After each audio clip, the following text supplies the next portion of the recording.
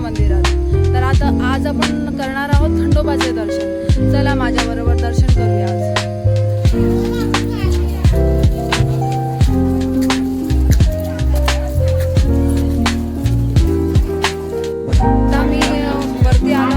मंदिराचा दरवाजा दिसत आहे ना पाठीमागे, आणि आता आम्ही मंदिरमध्ये जाणारच आहोत। मी आता ही मूर्ती आहे ना देवाची, इथे दर्शन घेतलं, आणि हे जे माझ्या पाठीमागे आहेत ना त्यांची म्हणजे जे हळद असते ना, आपण जे भंडारा बोलतो, ते त्या मूर्तीवर वाहिलं, आणि मला नारळ वगैरे दिला। त्यांना दक्षिणा पण द्यावी लागते। नारळ देतात हे जेव्हा आपण पाया पडतो, ते घरी गेल्यानंतर फोडायचं आहे।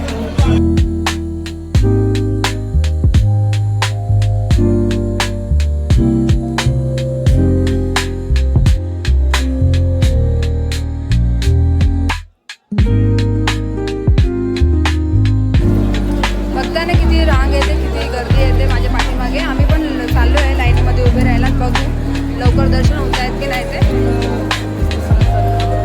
आता मी लाईनीमध्ये जात आहे, चालतो आहे आम्ही। माझी मम्मी येते पुढे। मम्मी बघताय ना, लाईनीमध्ये लागलोय, बघू दर्शन कधी भेटतंय ते।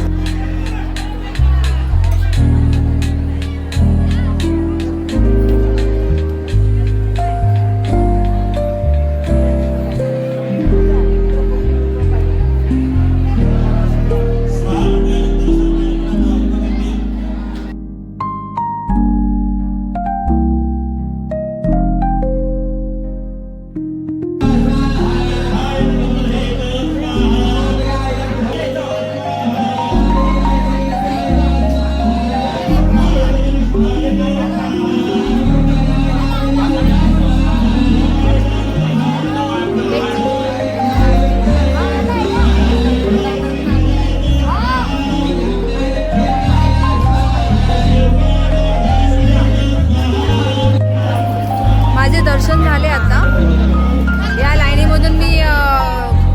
याच लाईनीमधून मी गेले आणि माझं दर्शन झाले, आणि आता मला खूप बरं वाटतं आहे, आणि एक पॉझिटिव्हनेस बोलतात ना, ती आलेली आहे। तसं पण आपण मंदिरामध्ये जेव्हा जातो ना, तर आपल्यामध्ये एक पॉझिटिव्हनेस येतेच, आणि जे पण नेगेटिव्ह गोष्टी असतात ना, त्या आपण विसरतो, आणि हळूहळू पॉझिटिव्हनेसकडे जातो।